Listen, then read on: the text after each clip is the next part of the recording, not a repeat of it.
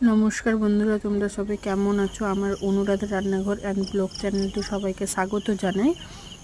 আজকে ভোরবেলায় উঠে আমি একটা নতুন ব্লগ স্টার্ট করেছি। ফার্স্ট থেকে লাস্ট অবধি অবশ্যই দেখবে। সকাল থেকে উঠে আমি ভোরবেলা দেখালাম কেমন আছে, তারপর ছেলেকে ব্রাশ করিয়ে খাইয়ে নিয়ে এসেছি। তোমার সাথে একটু কথা বলবো বলে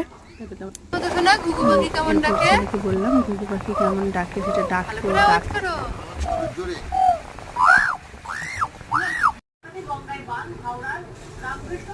তারপর আমি চলে এলাম স্নান করে পুজো দিতে।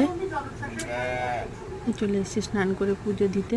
পুজো হয়ে গেলে এবার ভাত রান্না করেছিল, ভাত করেছিল, এখানে মাছের দিয়ে জিরা ঝোল করেছিল, আর এখানে কই মাছের তরকারি ছিল, আর এখানে মাছের টক। তারপর বিকাল থেকে প্রচুর জোরে বৃষ্টি হচ্ছিল। তারপর বৃষ্টি হওয়ার পরে একটু সন্ধ্যা দিয়ে দিলাম ঠাকুরের কাছে। তারপর বিরিয়ানি হয়েছিল।